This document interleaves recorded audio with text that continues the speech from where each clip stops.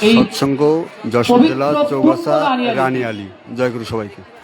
এই সভার সভাপতি, মান্যবর প্রধান অতিথি, অন্যান্য অতিথিগণ, সহকর্মী ঋত্বিকগণ, অন্যান্য বিভিন্ন পর্যায়ের কর্মীগণ, আমার ইষ্টপ্রাণ পিপাসু দাদারা, আমার মঙ্গলময়ী মায়েরা, সকলকে আমি আমার প্রণাম অন্তে জয়গুরু নিবেদন করছি।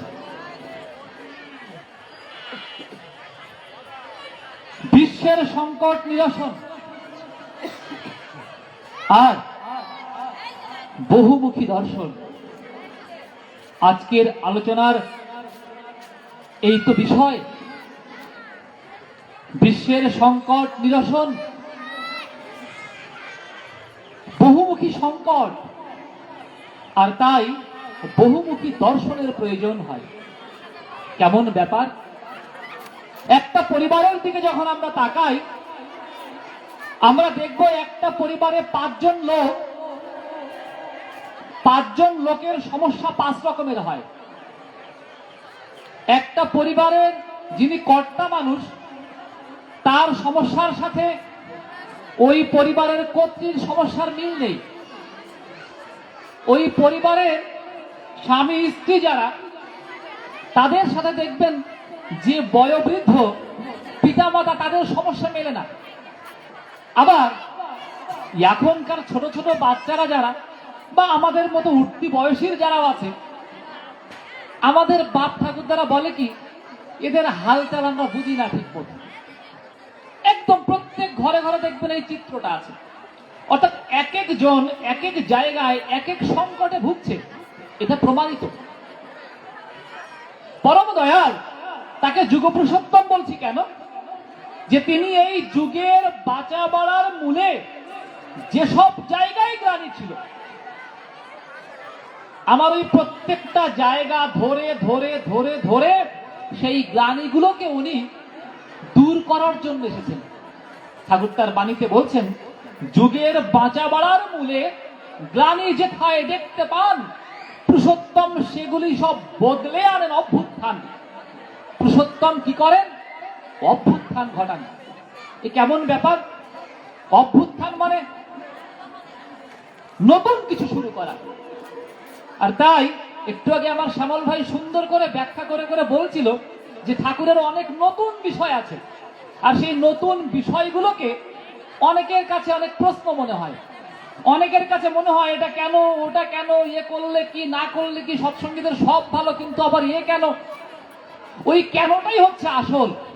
অর্থাৎ যে জিনিসগুলো আমি চিন্তা করতে পারছি না, যে জিনিসগুলো আমি ধারণা করতে পারছি না, কিন্তু আমার যুগের জন্য যা প্রয়োজন, তার ঠিক সেই জায়গায় সেই জিনিসগুলো নিয়ে তিনি এসেছেন। তাই তিনি যুগাবতার। কেন বলছি এ কথা? ওই ছোট্ট পরিবারকে কেন্দ্র করে যখন আমার জগৎটা তৈরি হয়, আমি যখন আমার পরিবারের ছোট্ট ছোট্ট সংকটগুলো নিরসন করতে পারি না, তখন আমার জীবন দর্শনে এসে একটা ধাক্কা দেয়। আমি ঠিকমতো বাঁচতে পারছি না, ঠিকমতো বাঁচতে পারছি না। সপারিপার্শ্বিক বাঁচাবার কথা ঠাকুর বলেছেন। মনে রাখতে হবে, ঠাকুরকে আমরা যুগপুরুষোত্তম বলছি কোন যুগে? যখন উন্নয়ন একটা কল্পিত শব্দ নয়, উন্নয়নের যুগে আমরা বসবাস করছি। অর্থাৎ এই মন্দির এক সময় কেমন ছিল আপনারা খুব ভালো জানেন। আজকে মন্দিরটা সুন্দর হয়েছে, বিল্ডিং হয়েছে, টাইলস হয়েছে। এক কথায় আমরা যদি বলি, মন্দিরের কি হয়েছে? উন্নয়ন হয়েছে। এই রাস্তা এক সময় কাদা হাঁটতে হতো, আজকে রাস্তায় পিচের রাস্তা, কি সুন্দর দ্রুত চলে আসলাম। মানে উন্নয়ন হয়েছে। সত্য তো, এই উন্নয়ন আমরা সবাই চাই। কিন্তু আজকে আমার ঘরের ছেলে, আমার ঘরের মেয়ে ঠিক যেরকম আমি ছিলাম তার থেকে কি উন্নত হচ্ছে? আমার ঘরের মধ্যে, আমার চরিত্রের মধ্যে, আমার পরিবারের মধ্যে, আমার দেশ ও জনের মধ্যে যে উন্নতিটা প্রয়োজন ছিল, সেই উন্নয়ন হচ্ছে না? হচ্ছে না। আপনারা যেমন ছিলেন এখন থেকে 50 বছর আগে, এখন যেভাবে চলছে, তাতে আপনাদের কাছে কি মনে হচ্ছে? উন্নয়ন হয় না? হয় না? হয় না। ঘরে ঘরে একটাই উত্তর পাবেন, হয় না, হচ্ছে না। তার মানে আমরা যুগের তালে তাল মিলাতে গিয়ে উল্টো চলনে চলছি। তাই পুরুষোত্তমকে দরকার। পুরুষোত্তম আসেন এই উল্টো চলনটাকে উল্টো ঠিক করে দেওয়ার জন্য, তাই তার আশা, নতুবা তার আসার কোনো দরকার নেই। আমরা যদি আমাদের মতো ঠিকঠাক চলতে পারতাম তাহলে তার আসার কোনো দরকার ছিল না। আমরা যা বুঝি তা বুঝি না। কেন বুঝি না? আমরা মনে করছি বুঝি, কিন্তু বুঝি না। আমরা মনে করছি যে আমাদের মনে হয় কত বিশ্ব ভ্রাতৃত্ব আছে, কত সুন্দর করে, কত সভা, কত মিটিং, কত কিছু করে আমরা শান্তির জন্য কত অনেক কিছু করছি, কিন্তু শান্তি শব্দটা কোত্থেকে আসে তা আমরা জানি না। ঠাকুর শিখ ওই গোড়ায় হাত দেওয়ার জন্য এলেন, আর কিছু না। ওই গোড়াটা ভুলে গিয়ে আমরা যখন আগায় জল ঢালি, আর ওই আগায় জল ঢালতে ঢালতে যখন আমার বৃক্ষ শুকিয়ে যায়, আমার পরিবার শুকিয়ে যায়, আমার সমাজ শুকিয়ে যায়, রাষ্ট্র শুকিয়ে যায়, বিশ্ব শুকিয়ে যায়, তখন তাকে আসতে হয়, এসে শিখাতে হয় গোড়া কাকে বলে। তাই ঠাকুর বলছেন গোড়া পিতা মাতাকে বলে। এ কেমন কথা? ছোট্ট বাচ্চাটাকে তুমি আগে শেখাও তোমার গোড়া হচ্ছে তোমার পিতা মাতা। ঠাকুর বলছেন পিতার উচিত এমন চলন ছেলের মধ্যে বিনিয়ে দেওয়া। পিতা এমন ভাবে ছেলের মধ্যে আচরণটা বিনিয়ে দেবে, মায়ের প্রতি শ্রদ্ধা বাড়ে, ক্রমে ক্রমে হয়, মানে মায়ের প্রতি যাতে তার দিনের পর দিন শ্রদ্ধাটা বেড়ে চলে। এই বার মতো যদি পিতা ছোট্ট বেলা থেকে ছোট্ট সন্তানটাকে না নিতে পারে, ওই পিতা যা চাচ্ছে তা তো পাবেই না, বরং আজীবন কি পাবে? উল্টো পাবে। আবার একই রীতি মায়েরও কি, মা তার আচরণ দিয়ে সবসময় এমন ভাবে শেখাবেন যে দেখো কি সুন্দর, তোমার বাবাকে দেখো, পৃথিবীতে এত সুন্দর মানুষ আর হয় না, আর এই এত সুন্দর মানুষকে নিয়ে আমি জীবনে ধন্য। আমার জীবন এত সুন্দর একজন মানুষকে আমি পেয়েছি, পৃথিবীর সর্বশ্রেষ্ঠ মানুষকে জানো তোমার বাবা। ছোট্টবেলা থেকে যখন একটা বাচ্চা শিখছে যে আমার মায়ের থেকে ভালো মা এই জগতে নেই, আর ছোট্টবেলা থেকে যখন একটা বাচ্চা শিখছে আমার বাবার থেকে ভালো বাবা এই পৃথিবীতে নেই, তখন ও নিজের কাছে মনে হয় আমি স্বর্গে জন্মগ্রহণ করেছি, আমি এমন একটা স্বর্গে জন্মগ্রহণ করেছি যে স্বর্গে আমি জ্যান্ত দেবীকে পেয়েছি, যে স্বর্গে আমি জ্যান্ত দেবতাকে পেয়েছি। এই ভাবটা ছোট্টবেলা থেকে ঠাকুর বলছেন আমাদের ফুটিয়ে দিতে হবে আমাদের আচার আচরণের মধ্যে দিয়ে। কি লাভ? কি হবে? জগৎ উল্টো চলবে, আমার সন্তান কখনো উল্টাবে না। এই জগতের বুকে সমগ্র জিনিস যা যেমন হচ্ছে হোক, এর ভিতর দিয়ে সুনীতি, সৎসঙ্গ, সদ্গুরু, সৎ নাম, সৎ এই আশ্রয়ে যারা আছে তারা কখনো উল্টে থাকতে পারে না। তারা জীবন যুদ্ধে, বাঁচা বাড়ার যুদ্ধে সঠিক পথে চলবেই চলবে। কি শিখলো আমার ছোট্ট সন্তানটা? আমার ছোট্ট সন্তান কি শিখলো? ভালোবাসা শিখলো।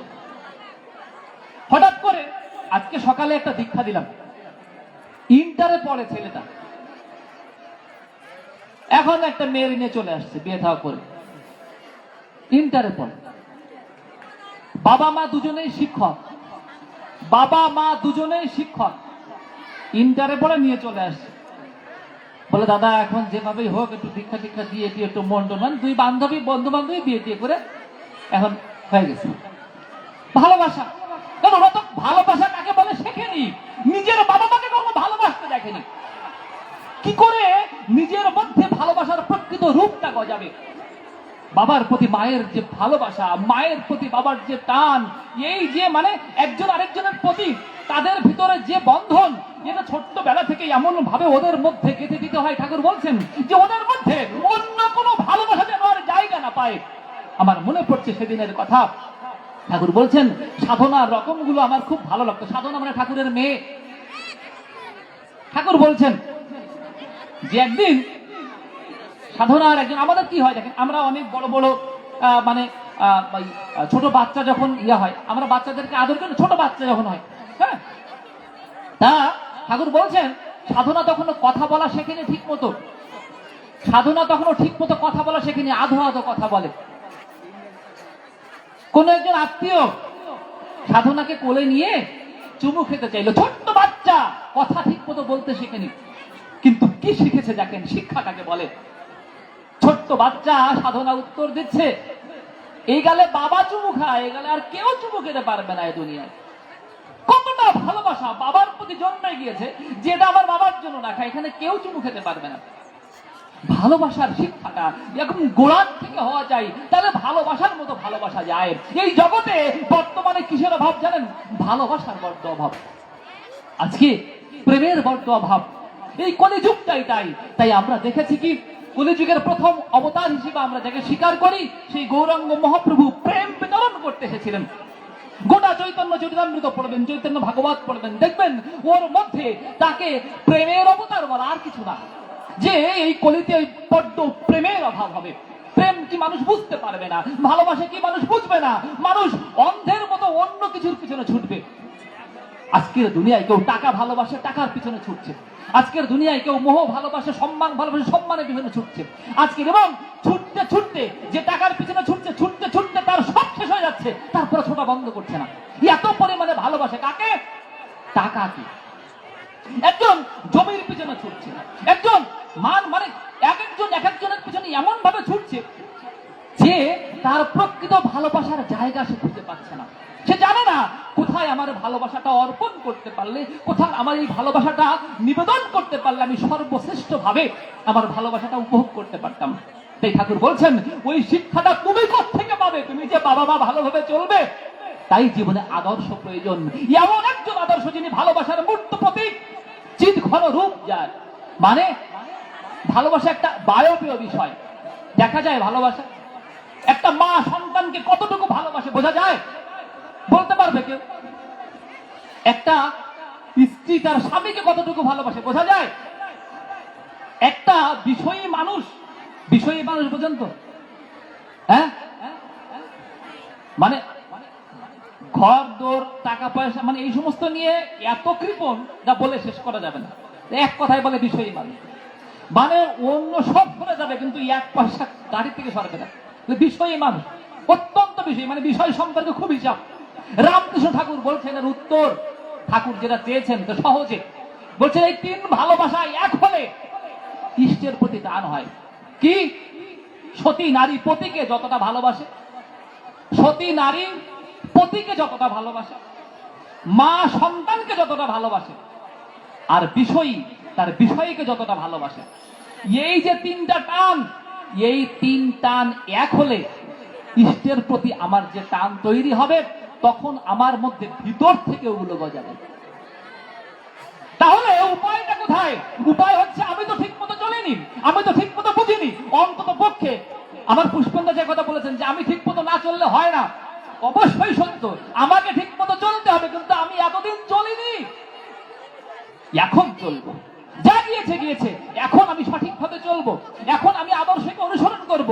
আর আমার ছোট্ট বাচ্চাগুলোকে ছোট্ট বেলা থেকে আদর্শ কি, আদর্শ কাকে বলে, আদর্শ কেন মানতে হয়, এগুলো হবে ওদের প্রধান বিষয়।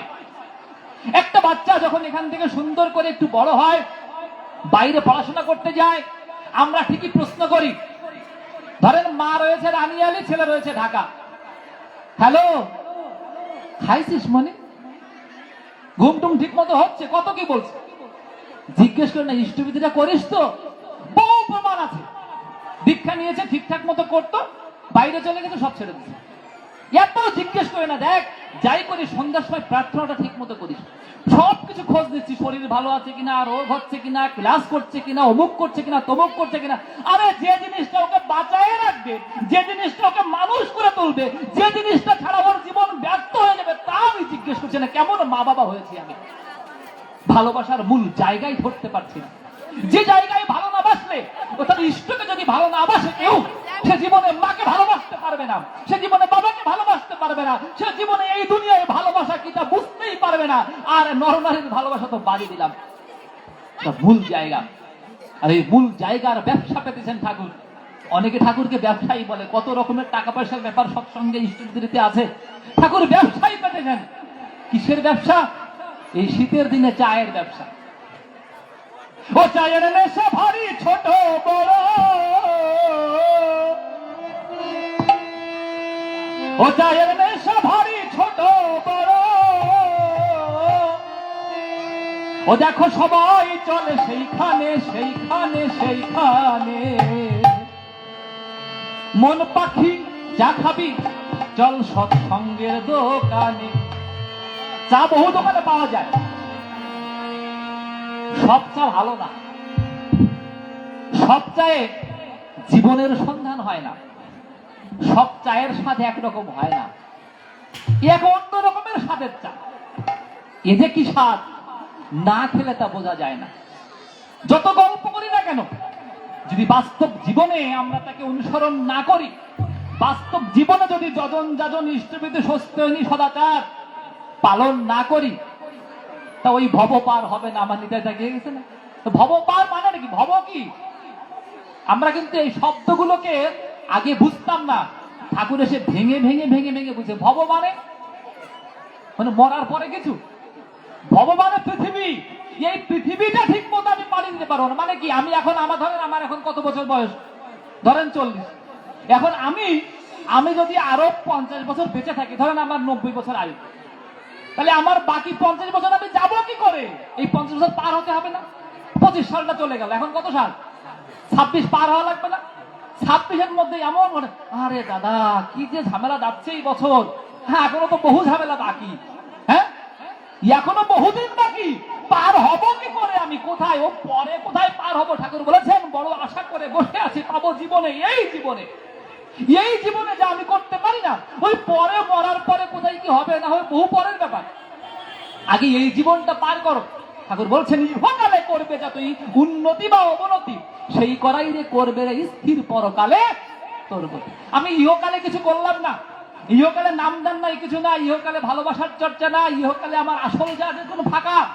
আমি যদি মনে করি আমার পরকালটা খুব ফকফকা হবে, এত সোজা না। কি হবে? ফাঁকা হয়ে থাকবে। আমার এই কাল যেমন করব, সেই কালটা তেমন হবে। এটা একটা পরকাল। মানে আমি পরকালে, ইভেন আমি পরে যেখানে জন্মাই, আমার সে কালটা ওরকম হবে। আরেকটা পরকাল আছে, জানেন কোনটা?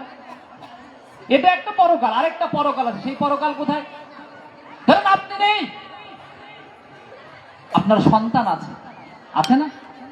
আপনি খুব ভালো কাজ করে গেলেন, আপনার সন্তান যদি সেটা ধরে না রাখতে পারে, তাহলে আপনার যেখানে জন্মেছেন, আপনার সন্তানের ভিতর দিয়ে আপনার পরের কালটা ভালো যাবে।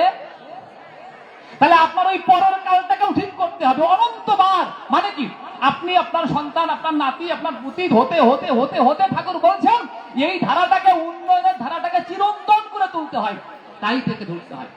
মানে কি, তিনি এমন এক পথ দিয়েছেন, এ পথে ঢুকলে উন্নতি ছাড়াও অবনতি হওয়ার কোনো রাস্তা নাই।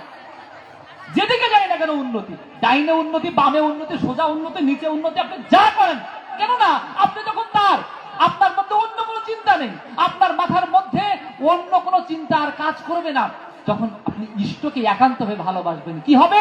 ওই চায়ের নেশায় ডুবতে হবে, তাহলে হবে। ও চায়ের নেশা ভারী ছোট বড়,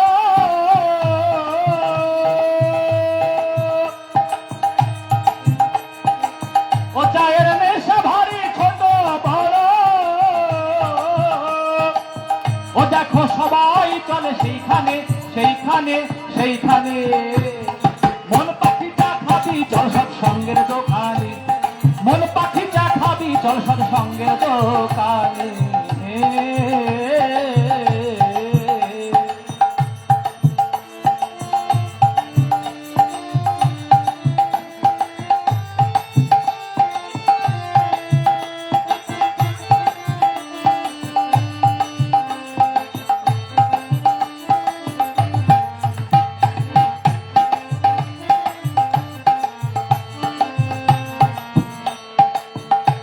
নেশা এমন জিনিস, একবার কি ধরে,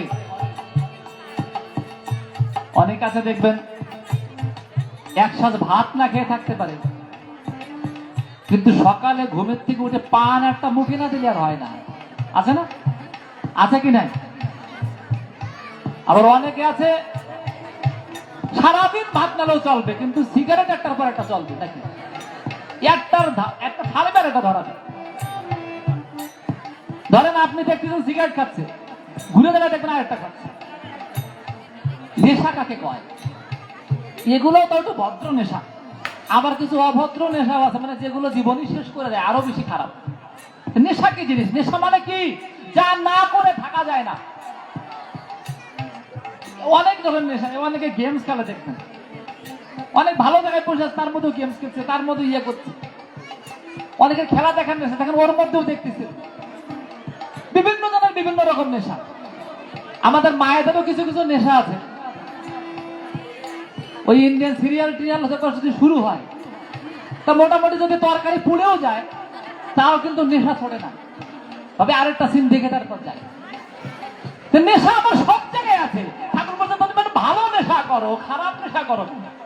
নেশা যদি ভালো জায়গায় হয় তাহলে সে নেশার উপকার হয়, কিন্তু নেশা যদি খারাপ জায়গায় একবার ধরে যায় তাহলে কিন্তু ওই নেশায় উপকার হওয়ার কোনো সম্ভাবনা আছে? যদি হয় তো কি হবে? ক্ষতি হয়। আমি বলছি দাদা, ছেলেটা মোবাইল ছাড়া ভাত খায় না, কিন্তু আমি একটু চিন্তা করে দেখছি না আমার সামনে মোবাইলটা কতক্ষণ থাকে। শুধু ছেলেটারে দৌড় দিচ্ছি, মেয়েটারে দৌড় দিচ্ছি। আমি নিজে হয়তো ওই সামনে কিছু না নিয়ে থাকতে পারি না। যার নেশা যেমন, যার নেশা যেদিকে, ঠাকুর বলছেন একবার একটু ইষ্ট নেশায় বেঁধে দেখ না, জীবনটাকে একবার ইষ্ট নেশায় মাতিয়ে তোল। এর ভিতর দিয়ে যা সম্ভব, দুনিয়ার অন্য কোনো কিছুতে তা সম্ভব না। ও চায়ের নেশা ভারী ছোট বড়, এই ছোট বড় নেশায় আমরা এক একজন এক এক রকমের চলছি। আর এই ছোট্ট একটু নেশায় ঠাকুর বলছেন যা কিছু করিস আমাকে একটুখানি মাখিয়ে রাখ। তো প্রত্যেকটা কাজের মধ্যে আমি যেন একটুখানি মেখে মেখে থাকি, এর বেশি আমার কোনো চাওয়া নেই। আমি শুধু ওইটুকু চাই। ও চায়ের নেশা ভারী ছোট বড় সবাই চলে সেইখানে সেইখানে সেইখানে, মন পাখি যা খাবি চল সৎসঙ্গের দোকানে, মন পাখি যা খাবি চল সৎসঙ্গের দোকানে।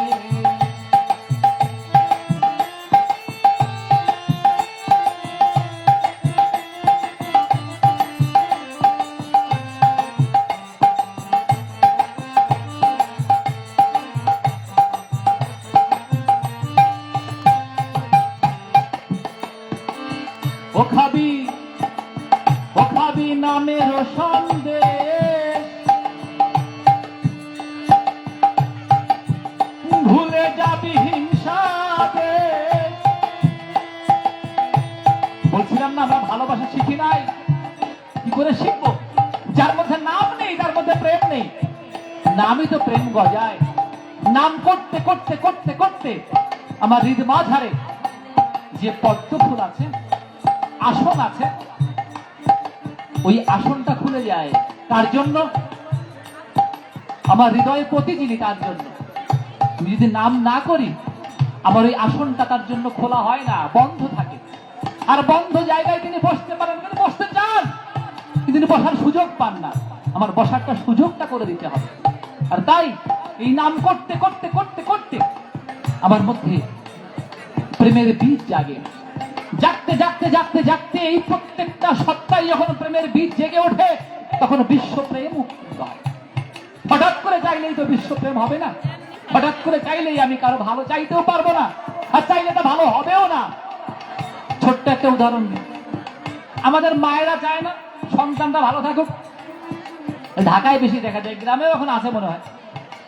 মানে ধরেন এত ভালো চায়, মায়েরা খাওয়াতে খাওয়াতে খাওয়াতে ছেলে পেলে এত গোল বানায় যে এক চেয়ারে বসার জায়গা থাকে না, এত খাওয়ায়। মনে করে খাওয়ালেই ভালো হয়, এমন ভাবে আদর আপ্যায়ন করে সন্তান মানুষ করছে, 2-3 বছরের মধ্যে সন্তানের চোখ নষ্ট হয়ে যাচ্ছে।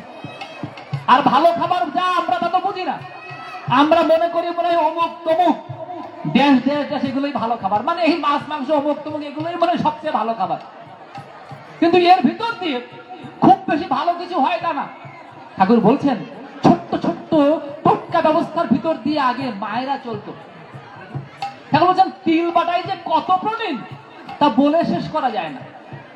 আপনি অনেক মাছ মাংস খান, কিন্তু তিলের প্রোটিন এমন একটা প্রোটিন যা একসাথে প্রোটিনও দেবে, জীবনে কোনোদিন চশমা লাগবে না যদি আপনি প্রতিদিন তিল বাটা দিয়ে ভাত খান। এখন আপনি যদি তিলের তা খরচই কম, খরচ নাই, তা খাবেন না, কেননা ও ঠাকুর বলছে। ঠাকুরের কথা কি এত মূল্য আছে নাকি? ঠাকুরের ভিজিট আছে কত? দীক্ষা নিতে লাগে 11 টাকা, এখন লাগে 21 টাকা। ভিজিট এত কম হলে কি সেই কথা কেউ শোনে? যদি ভিজিট হতো শুভঙ্করের মতো তাও একটা কায়দা থাকতো, এর চেয়ে কম ভিজিট ঠাকুরের। আর বড় ডাক্তারের ভিজিটের কথা বাদ দিলাম, যে ডাক্তারের যত বড় ভিজিট সেই ডাক্তারের বাড়ির মূল্য তত। ঠাকুরের ভিজিট কম, তা আমরা ওই তিল বাটাও খাই না, আমরা পান্তা ভাতও খাই না, আমরা মানে নিয়ম কানুনের মধ্যে আর নাই খুব বেশি। যেটুকু একটু বলে দেওয়াই থানকুনি পাতা, তাও ঠিক মতো খায় না মানুষ। সত্য, প্রত্যেকটা ঘরে ঘরে দেখা যায় একটু যদি নিয়ম মাফিক চলতাম তাহলে আমাদের এমন অবস্থা হয় না, আমাদের আরো অনেক ভালো হওয়ার কথা। ঠাকুর কি বলছেন? খামখেয়ালি ভজলে গুরু কি হবে? হতে মানুষ হবি গরু। তা গরু আমরা হচ্ছি, কেউ ছাগল হচ্ছি, কেউ কুকুর হচ্ছি, কেউ অনেক কি আছে কি হচ্ছি না ঠিক নেই। কেননা আমরা তো জানি না আমাদের কি হওয়ার কথা, আর আমরা জানি না আমরা কি হতে যাচ্ছি। যিনি জানেন তার নিয়মে চলতে চলতে চলতে চলতে কোন পথে চলছি? মানুষ হওয়ার পথে। কোথায়?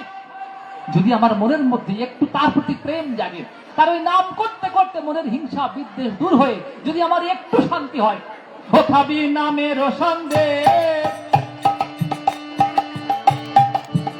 ভুলে যাবি হিংসা রে,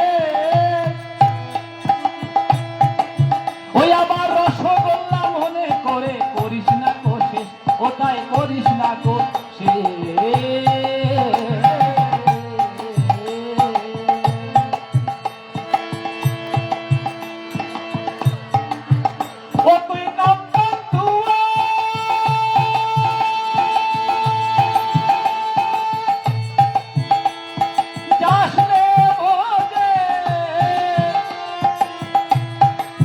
অর্থাৎ এই নামের দিকে যখন ছুটবো তখন কিন্তু আমার যে ষড় ঋতু কাম ক্রোধ লোভ মোহ মদ মাৎসর্য তা আমাকে ছুটতে দেবে না, ঠাকুরের পথে যেতে দেবে না।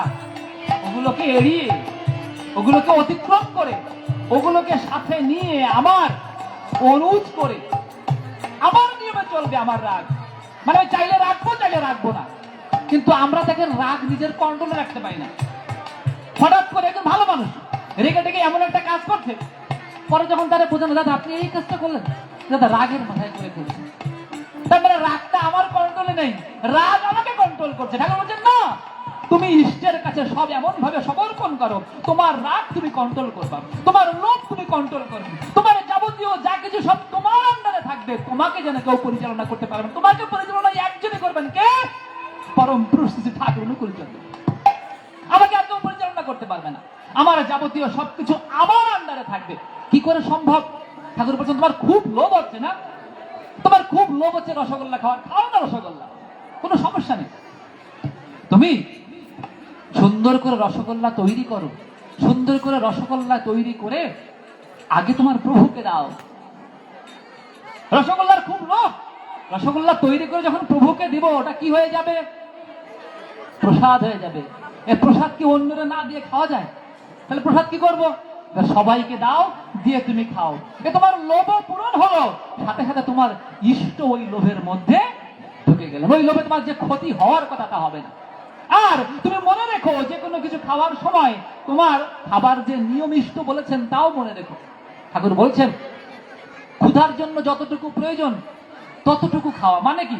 অনেক সময় হয় না, একটু যদি ভালো স্বাদ হয়, পেট কিন্তু ভরে গেছে, একটু ভালো স্বাদ যখন হয় তখন তো আর 2 চামচ দাও, আর একটু বসান দি।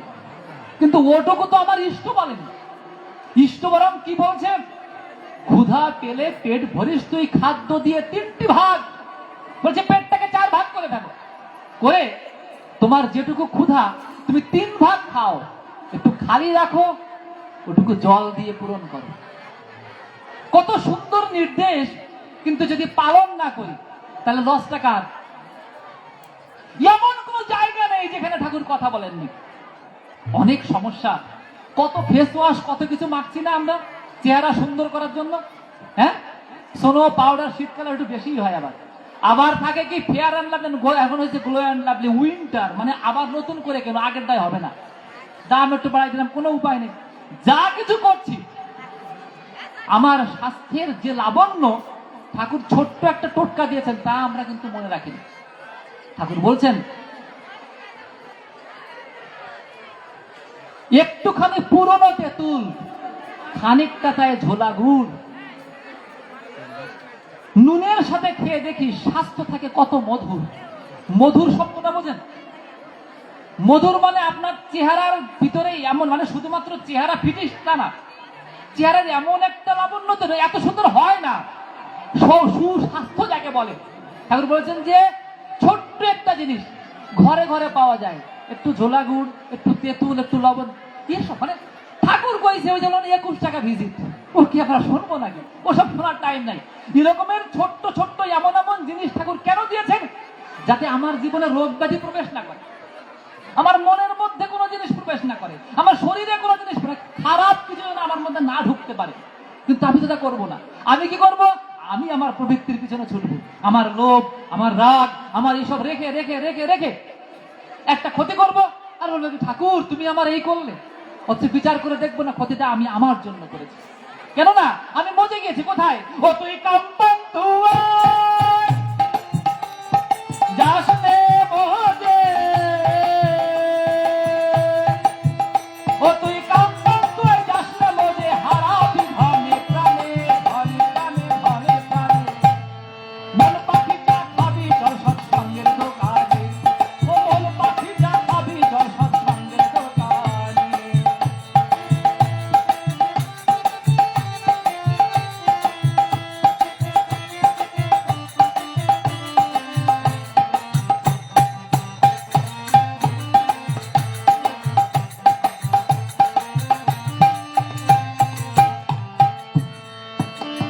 ও খাবি, ও খাবি নামের সিঙ্গারা, ও তার 3টি কান খাড়া, যজন যজন ইষ্টভীতি মশলা ভরা, তাতে মশলা ভরা। কান দুটো করে সিঙ্গারা, 3টে কান। একজন করছে ভাই সিঙ্গারা তো খুব ভালো জিনিস, কিন্তু ভিতরে আবার ঢুকলো কি করে? আমাদের অবস্থা হবে তাই। মানে এই লোকটা তো এরকম ছিল না। আমি তো মিলনকে বহুদিন ধরে চিনি, মিলনকে তো এরকম দেখি নাই আগে। হলো নাকি এর মধ্যে? মানে একজন যখন সুস্থ হয়ে নিচ্ছে, একজন যখন ঠাকুরের দীক্ষা নিচ্ছে, একজন যখন ঠাকুরের কর্মী হচ্ছে, তার ভিতরের যে পরিবর্তন মানুষ দেখে চমকে যাবে। কবি বলছেন তোমার চলা বলা এমন হবে, বিশ্ব অবাক চেয়ে রবে, তোমায় ডেকে শুধায় যেন কি করিলে এমন হবে। এই তো যাজন। ঠাকুরের কথা বলবো, কে বলবে? আমি বলবো। কোথায়? মুখে না, আচার আচরণ, চাল চরণ চরিত্রের মধ্যে আমার যাজন ফুটে উঠবে। তোমার চলা বলা এমন হবে, বিশ্ব অবাক চেয়ে রবে, তোমায় ডেকে শুধায় যেন কি করিলে এমন হবে। যে আমি তোমার মতো হতে চাই, তুমি কি করে এটা করো? তোমার কি করে এটা সম্ভব? নিশ্চয়ই কিছু না কিছু আছে। হ্যাঁ, ডাল মে কুছ কালা হ্যায়, মানে কিছু না কিছু না থাকলে তো হয় না। তার মানে কিছু না কিছু আমার অনুকূলের মধ্যে আছে, যা প্রতিকূল থেকে আমাকে টেনে অনুকূলে নিয়ে আসে। আমাদের স্কুলে সাইকোলজিস্ট আছে, মাঝে মাঝে 3 মাস 4 মাস 6 মাস অন্তর টিচারদের নিয়ে মোটিভেশনাল দিয়ে দেয়। তা প্রথম একদিন করলাম ক্লাস করার পরে ওনাকে এমন কিছু রিপ্লাই দিলাম, উনি বলতে বাধ্য হলেন যে আপনার আর করার দরকার নেই কোনোদিন। মানে ওনাকে আমি এমন কিছু কথা বললাম, উনি বলতে বাধ্য হলেন আপনার করার দরকার নেই। মানে মোটিভেশনাল উনি আমাকে দেবে, আমি এমন কিছু ব্যাপার ওনার প্রশ্নের মধ্যে আছে যা আমি ওনাকে মোটিভেশন দিলাম। কেন বলছি? এটা কোত্থেকে আসে? এটা এমন না যে এটা মাধবদেব বর্মন নিজে তার ব্যক্তি জীবনে কিছু করেছে। এসব শ্রী ঠাকুর অনুকূল চন্দ্রের দান, ও অলক্ষ্যে তিনি যা দিয়ে যান তা আমরা চিন্তা করতে পারি না। আমরা শুধু চাই, কিন্তু তিনি না চাইতেই যা দেন আমরা তার ওজন করতে পারি না। সেই ওজন করার মেশিন আমাদের নেই। সেই মেশিন কি জানেন? ভক্তি। তাই বলে ভক্তিতে ভগবান মেলে, অন্য কিছুতে মেলে না। তার উপর ভক্তি আসলে, তার উপর যখন টান তৈরি, তখন বোঝা যায় কতটা কৃপা তিনি আমাকে করছেন, কতটা তিনি কৃপা করে আমাকে এখনো পর্যন্ত এমন ভাবে সফল ভাবে বাঁচিয়ে রেখেছেন, এবং আমি দিব্যি গতিতে চলছি, যে গতি রোধ হবার নয়, যদি কিনা আমি তাকে মাথায় নিয়ে চলতে পারি। কেননা তিনি আমার ভিতরে, এই যে আমার সিঙ্গাড়ার ভিতরের যে মাল মশলা এ ঢুকিয়েছেন কে? হ্যাঁ, কি মাল ঢুকাতে বলছি? ওর মধ্যে যজন যাজন ইষ্টভূতির মশলা, এই যেন তেন অন্য মশলা দিয়ে ভরে দিলে হবে না। বাস্তবিকতায় কি জানেন? বাস্তবিকতা হচ্ছে এই, আপনি ছোট্টবেলা থেকে আপনার ছোট্ট সন্তানকে যদি ওই যজন যজন ইষ্টভীতি না ঢুকান, ও সিঙ্গাড়াই হবে, কিন্তু খেতে ভালো লাগবে না, কেননা ওর মধ্যে মাল মশলা অন্য জিনিস ঢুকাই দিবে কেউ না কেউ। আপনি মনে করছেন আপনি বসে থাকবেন, আপনার ছেলে পেলে বসে থাকবে না, ওর মাথা ঠিক ভর্তি হবে। আপনি যদি ভালো জিনিস দিয়ে না ভরেন, ও ওর মাথা খারাপ জিনিস দিয়ে ভরে অটোমেটিক্যালি ফেলবে। তাহলে লস কার? মনে করছেন ওর লস? আগে আপনার লস। আপনি আপনার জীবনে ব্যর্থ হয়ে গেলেন। তাই ছোট্টবেলা থেকে ওই ছোট্ট বাচ্চার মধ্যে কি করে যজন যজন ইষ্টভীতির মশলা ঢুকানো যায়? কি করে ঢুকানো যায়? দীক্ষার মাধ্যমে। দীক্ষা দিয়ে দীক্ষিত করে এই সৎমন্ত্র জপ, এই সৎ নিয়মের যে বিধানগুলো আছে, তাই হচ্ছে যজন যাজন ইষ্টভীতি। যজন যাজন ইষ্টভীতি করলে কাটে মহাভীতি। আমরা অনেক সময় অনেক কিছু অনেক প্রশ্নও করি, কেমন জানেন? দাদা ইষ্টভীতি তো করি, ভালোই মোটামুটি পাঠাই, 30 দিনে তো ইষ্টভীতি পাঠাই, এমন লোক খুব কম।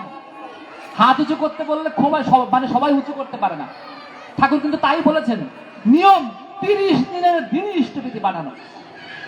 দেখেন ধরা খেয়ে যাবো, এরকম অনেক জায়গায় ধরা খেয়ে যাবো। এইবার তাই হোক ইষ্টভীতিটা টুকটাক করলাম, যজন যজন কতটুকু করি? ঠাকুর বলছেন সারাদিনে তো বহু কথা বলো, মানুষকে একটু ঠাকুরের কথা বলো। অন্তত দিনে 2 জন মানুষকে যাজন করার নিয়ম।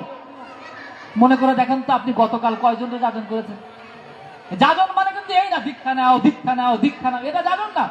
যাজন মানে পড়শির খোঁজ দাও, তারা কেমন আছে খোঁজ খবর নাও, এর ফাঁকে এক ফাঁকে তাকে একটু মনে করিয়ে দাও। দীক্ষাটা নিলে ভালো হতো না? দেখো তো নিয়ে কেটে হয়, এ হয় তা হয়, মানে আমার এরকম আমরা ভালো আছি, ইয়ে আছে, মানে এমন ভাবে তাদেরকে লোভ ধরানো না, তাদেরকে জীবনের পথ ধরানো। আবার কেউ দীক্ষা নিয়েছে, তার খোঁজ নেওয়া যায়, তুমি ইষ্টভীতি করো তো, প্রার্থনা ঠিক মতো করো তো। যাজন মানে কিন্তু এই না ধরো আর দীক্ষা দাও, এ না। এমনকি আপনার পাশে একজন অদীক্ষিত থাকতে পারে, আপনার পাশে একজন অন্য ধর্মাবলম্বীও থাকতে পারে। আপনি তাকে বলেন যে আপনি থানকুনি পাতা খান, আচ্ছা এতে কি তার মঙ্গল হবে না অমঙ্গল হবে? যদি আপনি পৃথিবীর যে কোনো মানুষকে থানকুনি পাতা খাওয়ানো অভ্যাস করেন, তাতে তার মঙ্গল হবে না অমঙ্গল হবে? ওটাও যাজন। কেননা ওটা আপনি কোত্থেকে শিখেছেন? আপনার গুরুর কাছ থেকে শিখেছেন, দয়ালের কাছ থেকে শিখেছেন। আর যখন আপনি এই উত্তরটা দেবেন, আমার শুনে মাঝে মাঝে গর্ব হয়, কি জানেন? আমার একজন ইংলিশের টিচার আছেন, উনি মাঝে মাঝে বলেন স্যার গো বিটুইন হয়ে যাচ্ছে। আমি জানি উনি ইংরেজি শাস্ত্র ঘেটে ইংলিশে মাস্টার্স করার পরেও এই গো বিটুইন শব্দটা আমার কাছ থেকে শ্রী ঠাকুরের মাধ্যমে শিখেছেন, এবং তিনি ওটা বাস্তব জীবনে খুব ব্যবহার করেন। আমার তার কাছে খুব বেশি প্রাপ্তি নেই। মজার বিষয়ে কত সুন্দর শব্দ ঠাকুর বলছেন, অনুসন্ধিৎসু সেবা।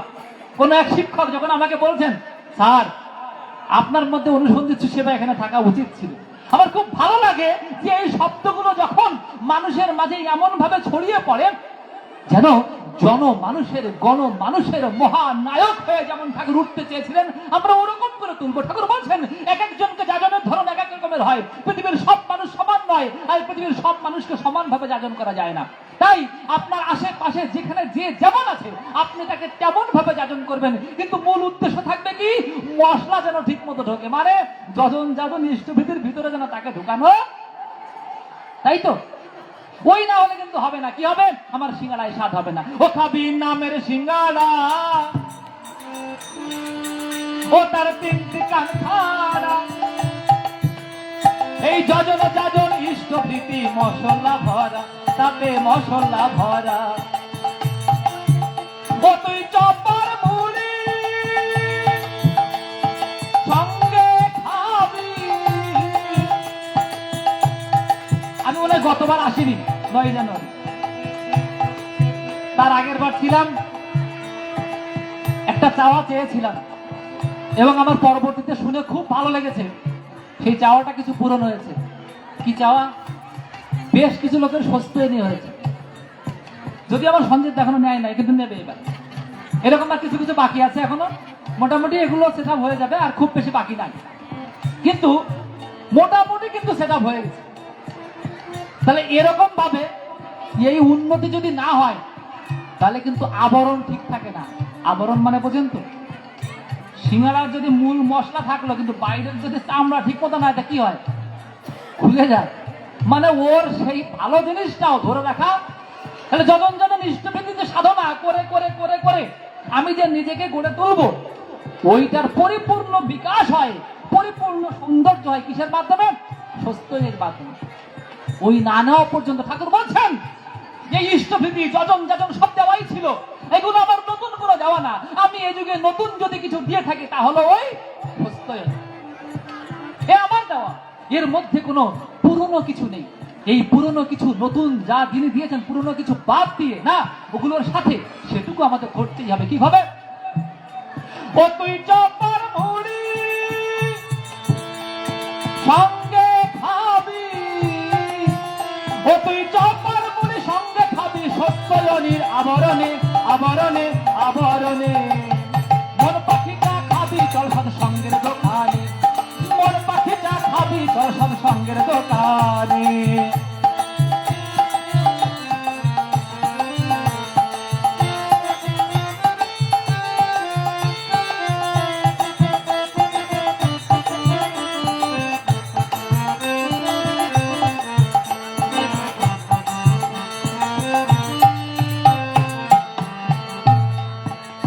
দোকানে আছেন মহাজন, কলির শেষে মহাকল কি অবতার যুগ পুরুষোত্তম ভগবান শ্রী ঠাকুর অনুকূল চন্দ্র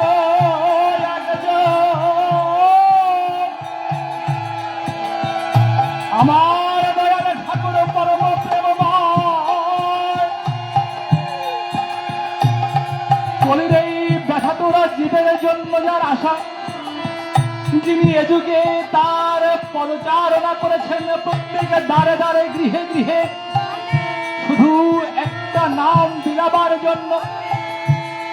ঠাকুর বলছেন নামায় বিশ্বাস পরিচার না করিস, আমার নামটাকে বিশ্বাস কর। এই নামের ভিতর দিয়ে, এই জীবন বিধানের ভিতর দিয়ে আমার দয়াল ঠাকুর কেন এলেন? আমাদের মুক্তির উপায় দেখাতে। দোকানে দোকানে দোকানে আছেন মহাজন, ঠাকুর অনুকূল একজন।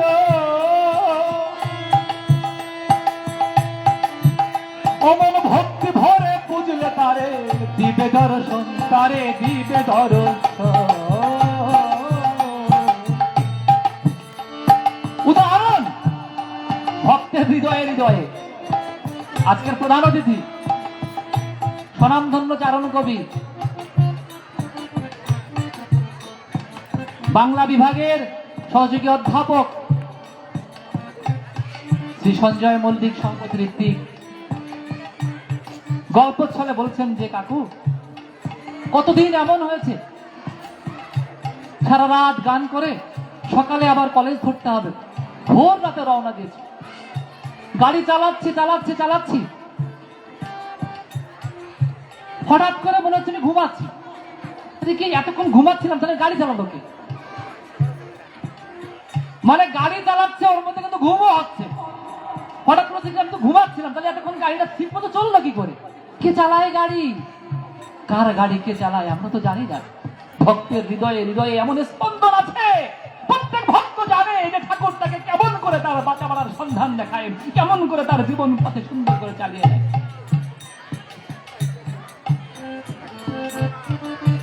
ও তাই ভক্তি ভরে বুঝলে তারে দিবে দর্শন, তারে দিবে দর্শন।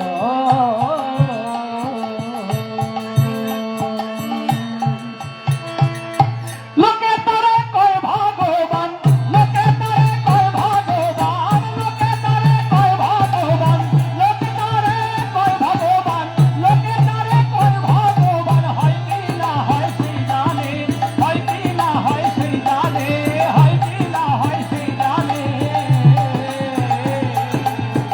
মন পাখিটা খাবি চল সব সঙ্গের দোকানে, মন পাখিটা খাবি চল সব সঙ্গের দোকানে, মন পাখিটা খাবি চল সব সঙ্গের দোকানে, মন পাখিটা খাবি চল সব সঙ্গের দোকানে।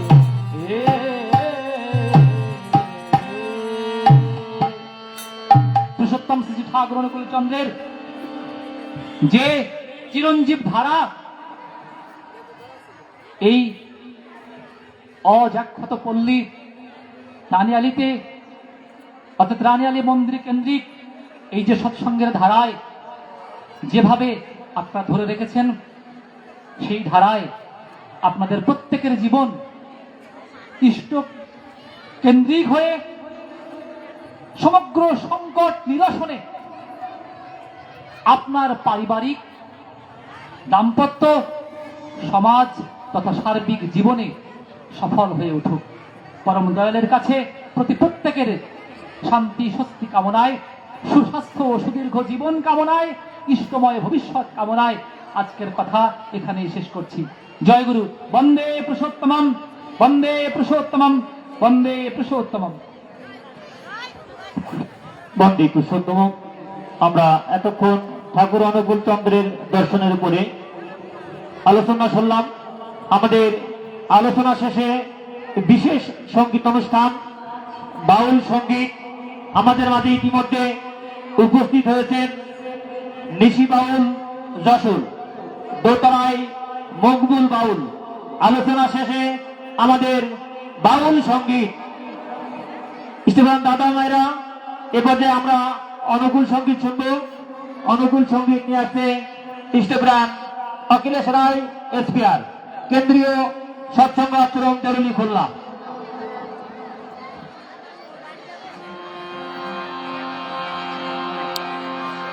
জয় গুরু, জয় গুরু, জয় গুরু। জয় গুরু, অজয় দা, জয় গুরু। সবাইকে দেখতে থাকুন, দেখতে থাকুন। বন্দে পুরুষোত্তম।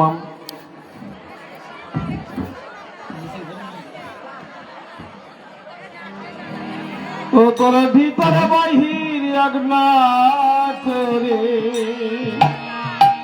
মনমা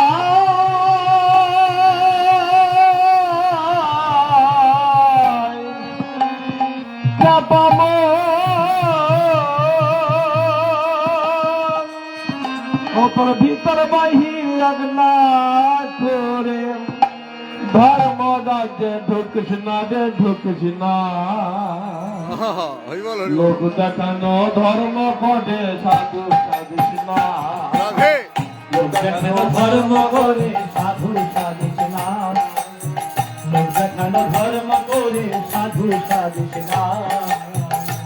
ও তোর ভিতর বাহির আগনা করে, ও তোর ভিতর বাহির একলা করে ওরে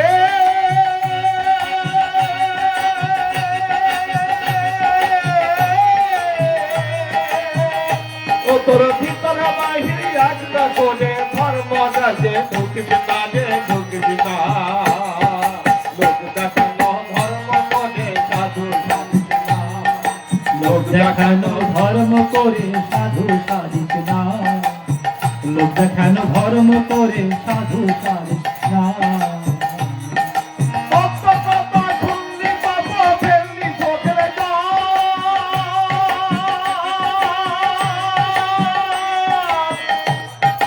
তবু কেন যায়নি সাধু মনের গলমাল, অতর মনের গলমাল। ও তুই কত কথা শুনলি, কত ফেললি চোখের জল।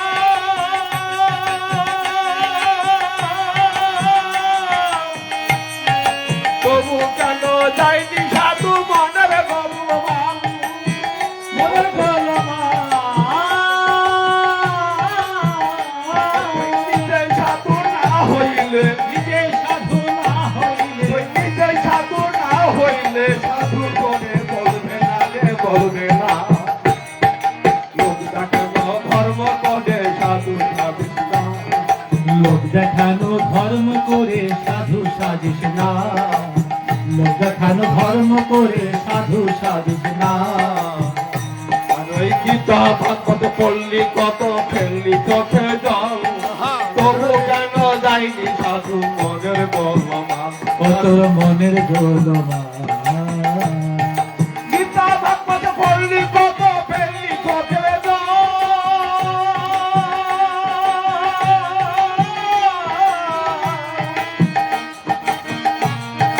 গীতা ভাগবত পড়লি, কত ফেললি চোখে জল। তবু কেন যায়নি সাধু মনের গোলমাল অন্তর মনের গোলমাল। সেই নিজেই সাধু না হইলে নিজে সাধু না হইলে সাধু না হইলে সাধু করে বলবে না যে বলবে না লোক দেখানো ধর্ম করে সাধু সাধিস না লোক দেখানো ধর্ম করে সাধু সাধিস না।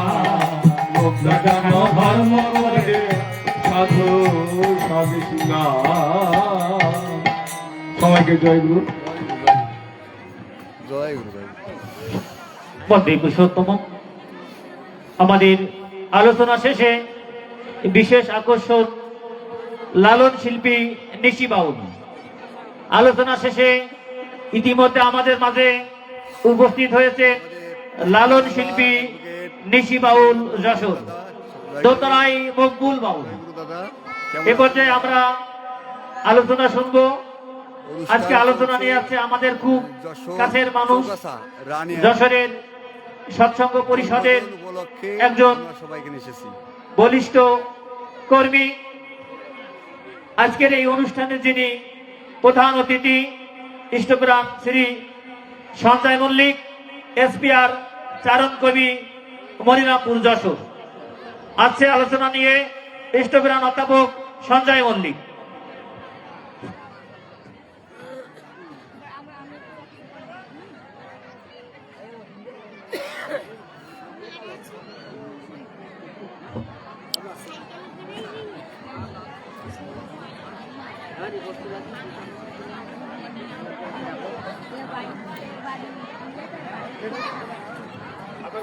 বন্দে পুরুষোত্তম। যখন তুমি আপনি ছিলে একা, আপনারে তো হয়নি তোমার দেখা। আমি এলাম, ভাঙলো তোমার ঘুম, শূন্যে শূন্যে ফুটলো আলোর আনন্দ কুসুম। আমি এলাম, কাঁপলো তোমার বুক, আমি এলাম, জাগলো তোমার দুঃখ। আমি এলাম, এলো তোমার ফাগুন ভরা বসন্ত। আমার মুখ চেয়ে, আমার পরশ পেয়ে, যুগে যুগে তাই তো তুমি এলে, আপন পরশ পেলে। শ্রী শ্রী ঠাকুর অনুকূল চন্দ্রের বনভোজন উপলক্ষে, বনভোজন তিথি উপলক্ষে আজকের এই মহতী অনুষ্ঠানের সুযোগ্য সভাচার্য, আমার সহকর্মী ঋত্বিক মণ্ডলী, সমাগত সুধীজন, মঙ্গলময় মায়েরা, ছোট্ট সোনামণিরা, সবার উদ্দেশ্যে আমি আমার জয়গুরু নিবেদন করছি। আসর একরকম ভেঙে গেছে মনে হচ্ছে।